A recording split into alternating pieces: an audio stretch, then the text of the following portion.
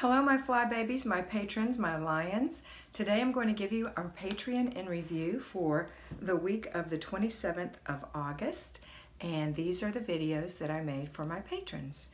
The first one was Notebooks Revisited, for those of you who are interested in finding out how I use the spiral bound notebooks or want to look at that again. The second one was Energy versus Energy Drain. And I know that's something you're all interested in.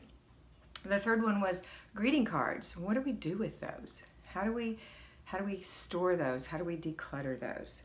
The fourth one was projects versus crafts.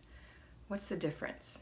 And the fifth one was laundry. We just revisited the laundry and especially focused on those people who may be temporarily out of a dryer, a washer, or just don't have a washer and dryer and go to the laundromat.